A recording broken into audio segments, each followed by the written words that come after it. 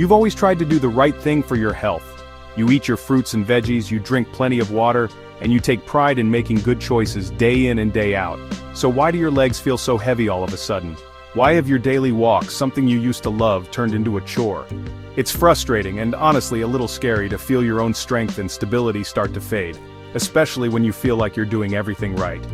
But what if I told you that a piece of the puzzle might be hiding in plain sight, right in your fruit bowl? Now hold on, before we go any further, let me be crystal clear. This is not an anti-fruit video. Fruits are amazing. For the vast majority of us, they are a vital, life-giving part of a healthy diet. Mountains of research show that eating more fruits and vegetables is linked with better muscle strength as we age, not worse. They're packed with the good stuff, antioxidants, vitamins, and fiber. But health is never a one-size-fits-all conversation. As we get older, our bodies change.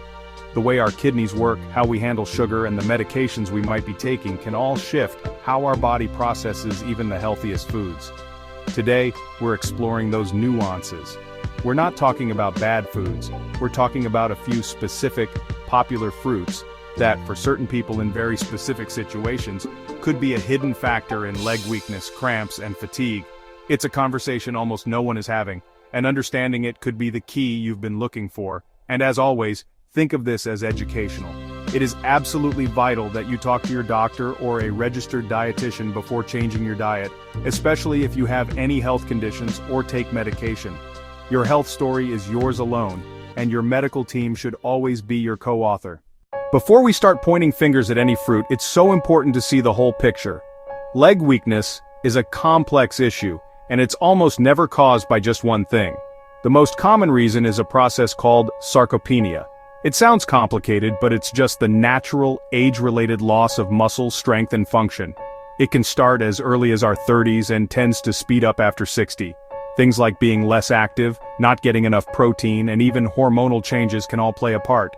But there are other major players too. Underlying conditions. Things like peripheral artery disease, PAD, which is poor circulation in the legs, can cause pain and weakness. Diabetes can lead to nerve damage called peripheral neuropathy, which often hits the feet and legs first with numbness, pain, and instability. Even arthritis, a pinched nerve in your spine, or low levels of vitamin B12 or D can be the root cause. Medication side effects. A surprising number of common medications list muscle weakness as a possible side effect. Dehydration and deficiencies. Not drinking enough water or lacking key minerals like magnesium and potassium can absolutely stop your muscles from working properly. So, as you can see, it's a huge landscape. The fruits we're about to talk about are just one small potential piece of a much larger puzzle. The goal here is to give you the information you need to have a smarter, more detailed conversation with your doctor about all the things that could be affecting your strength. Let's kick things off with one of the most popular fruits in the world, the banana. It's easy to grab, easy on the wallet, and practically famous for its potassium. For years, we've been told to eat bananas to stop muscle cramps. So how on earth could it be on this list? Well, the very thing that makes bananas a hero for most people, all that potassium, can become a villain for a specific group. Our kidneys are brilliant at their job. They filter out any excess potassium from our blood to keep things in perfect balance. But kidney function can decline as we age. For people with existing kidney disease, or for those on certain common medications, the body can lose its knack for getting rid of extra potassium. What kind of medications? We're talking about some of the most common prescriptions for older adults. ACE inhibitors and ARBs for high blood pressure, and certain diuretics called potassium-sparing diuretics. When your body can't get rid of potassium, it builds up in your blood. This is a condition called hyperkalemia, which is just a fancy way of saying high potassium. The tricky part is that the symptoms are often vague and easy to brush off. And what's one of the most common symptoms? You guessed it, muscle weakness. It can also cause fatigue or a numb, tingly feeling. That heavy, lead-leg sensation could in some cases be a sign that your potassium is out of whack. The electrical signals that tell our muscles what to do rely on a very precise amount of potassium. Too much, and those signals get scrambled. Imagine a guy named Arthur. He's 72, takes an ACE inhibitor for his blood pressure, and has a banana with his oatmeal every morning, thinking he's doing his heart a world of good. But lately his daily walks have become a real struggle. His legs feel heavy and tired. He just chalks it up to getting older, never imagining that his healthy habit, combined with his medication, might be creating the perfect storm for his leg weakness. So, what's the fix? First, don't panic and toss out the bananas. For the vast majority of people with healthy kidneys who aren't on these specific drugs, bananas are fantastic. The solution is all about awareness. Know your situation. If you have kidney disease or you're taking meds for high blood pressure or heart failure, be proactive. Ask your doctor, hey, do any of my medications affect my potassium? Or should I watch out for high potassium foods? Get checked. A simple blood test can tell you exactly where your potassium levels are. If you're in a higher risk group, regular checks are a great way to catch any issues early. Think moderation. If you are at risk, your doctor probably won't ban bananas. They might just suggest being mindful. Maybe that means half a banana instead of a whole one, or enjoying one every other day instead of daily. The takeaway isn't that bananas are bad. It's that your personal health context is everything. Next up, that symbol of sunshine and hospitality, pineapple. It's a star in fruit salads, delicious on the grill, and packed with vitamin C and a special enzyme called bromelain. But there are a couple of things we need to talk about, and it all comes down to sugar. Pineapple has a fair amount of natural sugar and a moderate glycemic index. In simple terms, it can raise your blood sugar faster than low-sugar fruits like berries. Now, for most people, this is no big deal. Your body releases insulin, and that sugar gets put to work as energy.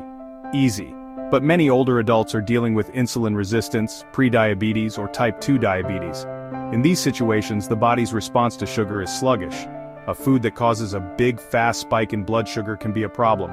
So how does a sugar spike lead to weak legs? It's a slow burn kind of problem that affects your nerves. Over months and years, chronically high blood sugar is like poison to our nerves. This damage is called diabetic peripheral neuropathy. It usually starts in the longest nerves, the ones that run all the way down to your feet and legs. The first signs might be tingling or numbness. But as that nerve damage gets worse, it can cause real muscle weakness, poor coordination, and bad balance. You might find it's harder to stand up from a chair, or that you just don't feel as steady on your feet. Think of a woman named Carol. Her doctor just told her she's in the pre-diabetic range. She loves snacking on a big bowl of fresh pineapple in the afternoon, figuring it's way better than a cookie. And while it's definitely more nutritious, that large portion of high-sugar fruit is still sending her blood sugar on a daily roller coaster. Over time, those spikes could be contributing to the very nerve damage that leaves her feeling weak and wobbly, wondering why her healthy snack isn't making her feel strong. By the way, you might hear that pineapple's acidity or its bromelain enzyme causes inflammation. It's actually the opposite. Most research shows bromelain is a powerful anti-inflammatory. The real evidence-based concern here is the sugar. The solution isn't to banish pineapple, but to be smart about it. Watch your portions. A half a pineapple is not a single serving. Stick to about 1 cup of chunks. Pair it up. Never eat a sugary fruit all by itself. Pair it with some protein, healthy fat, or fiber, like a side of Greek yogurt or a handful of almonds. This slows down sugar absorption and prevents that big spike. Whole fruit, not juice. Pineapple juice has all the sugar but none of the helpful fiber. That fiber is your best friend for buffering the sugar. Always choose the whole fruit. Who doesn't love a juicy orange? It's the poster child for vitamin C and a healthy immune system. But just like with pineapple, the real issue isn't the fruit itself, but the form we most often consume it in. A whole medium-sized orange has about 12 grams of sugar and a healthy 3 grams of fiber. That fiber is the key. It slows everything down. But what happens when you pour an 8-ounce glass of orange juice? You're suddenly looking at over 20 grams of sugar with basically zero fiber. You're essentially drinking sugar water with vitamins. To your body, that glass of OJ can cause a blood sugar spike just as dramatic as a can of soda. As we just discussed, these repeated sharp sugar spikes are tough on anyone with insulin resistance or diabetes. Each time your blood sugar shoots up, your body has to go into overdrive. Over the long haul, this can damage the blood vessels and nerves that supply your legs, leading to or worsening peripheral neuropathy and its symptoms of weakness and instability. You might also hear a myth that the citric acid in oranges irritates joints or worsens arthritis. There's just no good science to back that up. In fact, the vitamin C in oranges is known to reduce inflammation. The real proven concern for at-risk people isn't the acid, it's the concentrated sugar in the juice. The fix here is beautifully simple.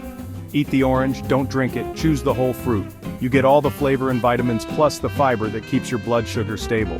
Rethink your morning juice. If you love that glass of juice, try cutting the portion way down to just 4 ounces. Or even better, Try water infused with a fresh orange slice to get the flavor without the sugar bomb. See juice as a treat. Start thinking of orange juice like you would a soda, something for an occasional treat, not a daily health ritual. By simply choosing the whole fruit, you get all the benefits and sidestep the one big risk, protecting your nerves for the long run. My goal is always to cut through the confusion and give you a clear, balanced perspective on health. If this breakdown made sense to you and you appreciate this more nuanced approach, do me a favor and hit that like button. It genuinely helps the channel get this information out to more people who might need to hear it. And of course, subscribe and ring that notification bell so you don't miss what's coming next as we tackle more complex health topics. Now I want to hear from you. What's one healthy habit you swear by to keep your strength and energy up? Drop it in the comments below. Your experience could be the exact thing someone else in this community needs to read today. Let's learn from each other. So, let's circle back to the big question. Are these fruits secretly weakening your legs? For the overwhelming majority of healthy people, the answer is a clear and simple no. In fact, a diet filled with a variety of fruits is one of the best things you can do for your strength. The antioxidants in berries and pomegranates, for example, actually help protect your muscles. The whole point of our chat today was to show you that context is king. This isn't about being afraid of your fruit bowl. It's about understanding that your personal health profile, your kidney function, your blood sugar control, your medications, creates a unique filter for every single thing you eat. A banana isn't bad, but for someone with kidney issues taking an ACE inhibitor, eating too many could contribute to weakness from high potassium. An orange isn't unhealthy, but for someone with diabetes, a big glass of orange juice is a sugar shock to the system that, over time, could contribute to nerve damage. This knowledge isn't meant to create fear, it's meant to empower you. You are the world's leading expert on your own body. You know how you feel. This information is designed to help you walk into your doctor's office not with vague worries, but with sharp, informed questions. It lets you be a true partner in your own health. So please don't stop eating fruit. Instead, look at your whole life. Understand your personal health context, and work with your medical team to build a plan that keeps your legs, and your whole body, strong, stable, and ready for whatever comes next. Thank you for watching.